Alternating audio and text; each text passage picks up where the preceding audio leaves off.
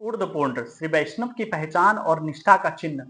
ऊर्ध्वपुंड श्री वैष्णव के शरीर पर धारण किए जाने वाला वो पवित्र तिलक है जो भगवान श्रीमन नारायण के प्रति दासत्व, अम्मा श्री महालक्ष्मी के पुरस्कार और आचार्य संप्रदाय की निष्ठा को प्रकट करता है।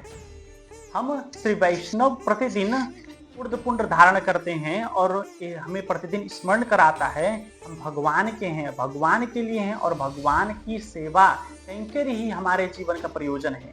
श्री वैष्णव के ललाट का तिलक उसके शेषत्व, श्रीमन नारायण के दिव्य चरणों का शरण और श्री महालक्ष्मी जी का पुरस्कार का स्मरण कराने वाला पवित्र चिन्ह है। श्री वैष्णव परंपरा में इसे हम तिरुमन काप्पू कहते हैं और उसे ही ऊर्ध्वपुंड कहा जाता है। तिरुमन काप्पू श्वेत तिरुमन यानी कि जो सफेद तिरुमन तिलक है। श्री वैष्णव ऊर्ध्वपुंड के दोनों ऊर्ध्व भागों में श्वेत तिरुमन धारण करते हैं।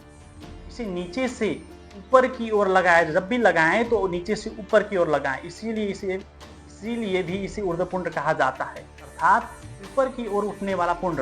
सबसे पहले श्वेत पासे से हमें आसन लगाते हैं, ऊपर की ओर 2 रेखाएं बनाते हैं। ये रेखाएं भगवान श्रीमन नारायण के दिव्य चरणों का प्रतीक हैं।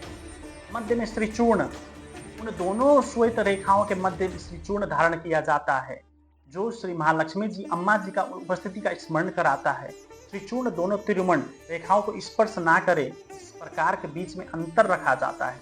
श्री वैष्णव के ललाट पर भगवान के श्री चरण अम्मा श्री के साथ होते हैं। श्री वैष्णव सिद्धांत में श्री महालक्ष्मी जी नित्य भगवान के साथ रहने वाली उनकी सधर्मचारिणी हैं, जीवों के प्रति वात्सल्य रखने वाली और भगवान की कृपा प्राप्त कराने वाली पुरस्कार रूप स्वरूपिणी हैं। उनके आग्रह पर ही भगवान जीव का कल्याण करते हैं। इसलिए श्री वैष्णव अपने तिलक में अम्मा श्री देवी का स्मरण करते हुए भगवान चरणों के साथ शरण ग्रहण करते हैं। यही श्री वैष्णव सिद्धांत की सुंदर स्मृति है। श्री और श्रीमन नारायण का दिव्य संबंध नित्य है। केवल आधा तिलक क्यों नहीं करना चाहिए हमें? परंपरा में एक सुंदर दृष्टांत द्वारा इस बात को समझाया जाता है। केवल श्री चूर्ण धारण करना ऐसा माना जाता है जैसे केवल अम्मा जी को ग्रहण करना और भगवान के चरणों को छोड़ देना। इसे हास्य रूप में रावण के दृष्टांत को समझाया जाता है। रावण अम्मा जी को प्रेम करता था लेकिन प्रभु से पैर रखता था, इसीलिए केवल श्री चूर्ण नहीं लगाना चाहिए, पूर्ण तिलक धारण करना चाहिए। और केवल तिरुमन के चरण चिन्ह धारण करना, श्री को छोड़ देना, इसे सूर्ण पखा के दृष्टांत के समझाया जाता है। इसलिए श्री वैष्णव को पूर्ण ऊर्ध्वपुंड धारण करना चाहिए। भगवान के चरण भी और उन चरणों से अभिनव भाव और संबंध रखने वाले श्री भी, इसे भाव से विभीषण जी के दृष्टांत को समझाया जाता है। तो भगवती श्री जानकी जी के साथ भगवान की उपासना करने वाले थे, इसलिए श्री वैष्णव का तिलक भी पूर्ण होना चाहिए। तिलक लगाना केवल परंपरा निभाना नहीं है।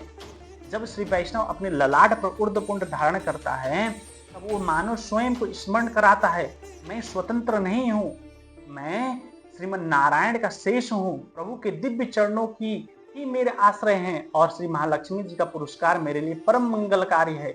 इसलिए ऊर्ध्वपुंड को केवल तिलक समझकर ना लगाएं। हम जानते हैं कि तिलक का क्या महत्व है, इसी भाव से इसे भावपूर्वक शास्त्र संप्रदाय की मर्यादा से और पूर्ण रूप से धारण करें, क्योंकि हमारे पूर्व आचार्य भी पूर्ण तिलक लगाते थे।